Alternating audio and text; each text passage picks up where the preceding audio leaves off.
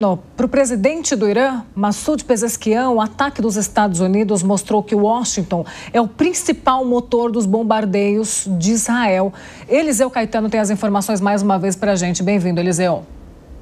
Oi, Paula. Muito bom dia novamente para você e para todos que nos acompanham. 10 horas da manhã com 27 minutos pelo horário de Brasília, 9 horas da manhã com 27 minutos pelo horário aqui da costa leste dos Estados Unidos. Temperatura de momento no sul da Flórida na manhã desse domingo na casa dos 26 graus Celsius. Seguimos acompanhando as repercussões internas e externas direto aqui da Central de Jornalismo da Jovem Pan nos Estados Unidos. E agora a informação de momento que nós temos é o seguinte: antes de eu falar sobre essa frase polêmica do presidente iraniano, a mídia do Irã relata uma explosão enorme na província de Bushehr, que é lar de reator nuclear, viu? A mídia iraniana informou agora há pouco que uma grande explosão foi ouvida na província de Bushehr, lar da usina nuclear do Irã, horas depois, portanto, dos Estados Unidos ter confirmado esses três ataques, esses três bombardeios em instalações nucleares no país. A agência de notícia Sharg noticiou a explosão, enquanto a agência Fars afirmou que 2 locais na cidade foram atacados por Israel. Agências de notícias iranianas também noticiaram ataques na província de Yazd. O órgão de vigilância nuclear da ONU, da Organização das Nações Unidas, alertou ontem que o ataque à usina de Bushehr desencadearia, uma liberação muito alta de radioatividade. Então, essa é uma questão ainda em aberta.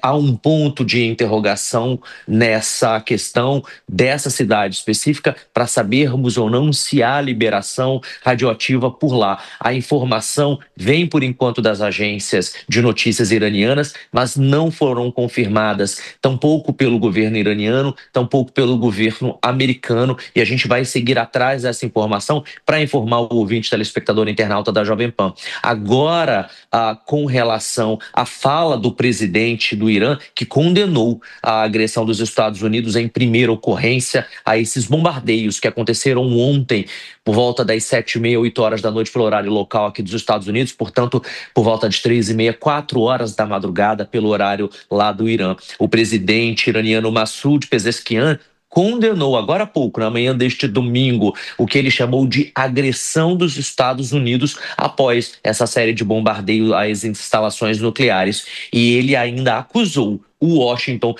de estar, abre aspas, por trás da operação militar de Israel no Irã, fecha aspas. Essas aspas do presidente iraniano Massoud Pezeshkian, essas informações também foram disponibilizadas para a imprensa aqui no Ocidente através da agência de notícias IRNA, que é uma das mais importantes do Irã. Ainda segundo essa nota escrita pelo presidente iraniano, abre aspas, essa demonstração provou que os Estados Unidos são o principal fator por trás das ações hostis do que ele chamou de regime sionista contra a República Islâmica do Irão, disse o presidente, acrescentando ainda que os Estados Unidos interviram após observar a evidente incapacidade de Israel de fazê-lo. Ou seja, já há uma manifestação pública neste momento do presidente iraniano, há um temor da comunidade internacional de uma retaliação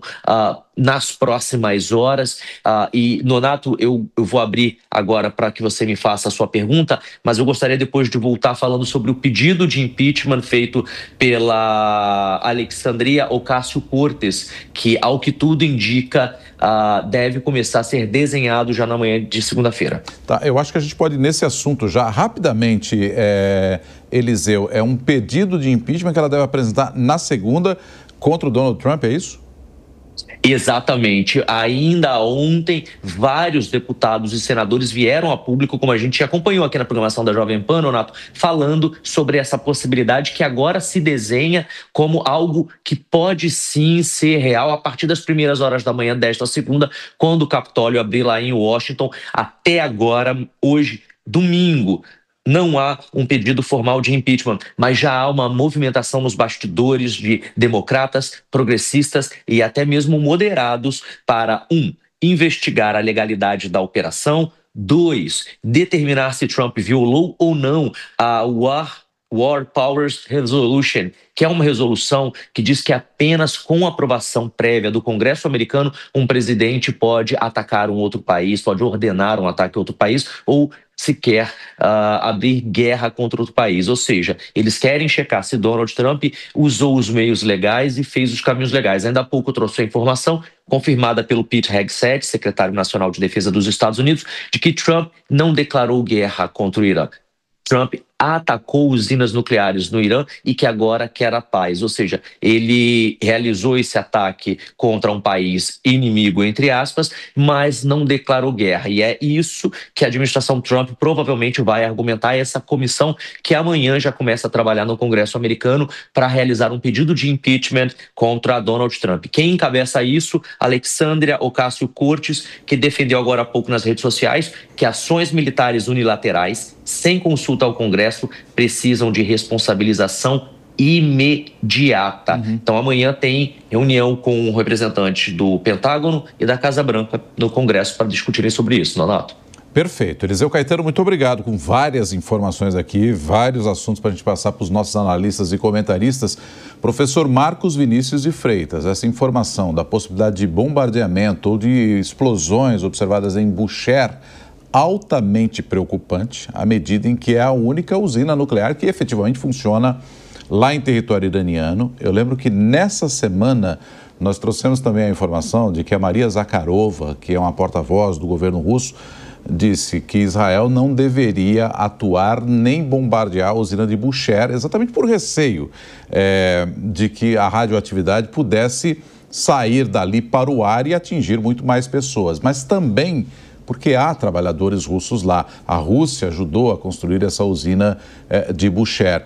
Então, se isso acontece, se há uma explosão, se há algo desse gênero e possa ter vindo de algum ataque, me parece um tema muito sensível nesse momento, não, professor?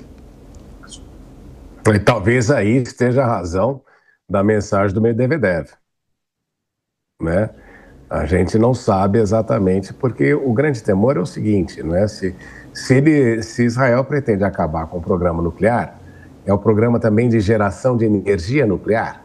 Então, necessariamente, essa usina deveria fazer parte do pacote de ir embora, não é? Se eu quero que não haja nenhuma atuação na questão nuclear. Então, como é que eles fariam com essa usina?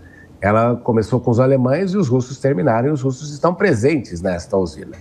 E tem aquele problema grave de que, como está localizado no Golfo Pérsico, o que nós temos ali é que pode ter uma questão de radiação para toda a região.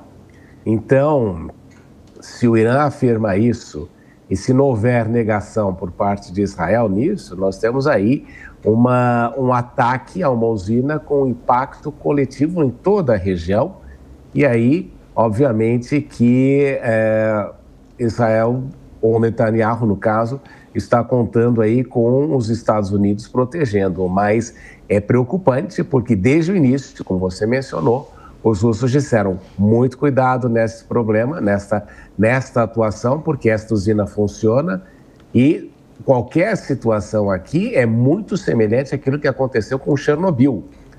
E eles comparam exatamente a Chernobyl. Então, nós estamos observando aqui uma situação que pode ser gravíssima, realmente gravíssima. E aqui, se eu já tinha falado que a questão da Terceira Guerra Mundial, em princípio, estava fora, nós começamos a ter de reavaliar, porque pode gerar aí uma situação muito mais grave.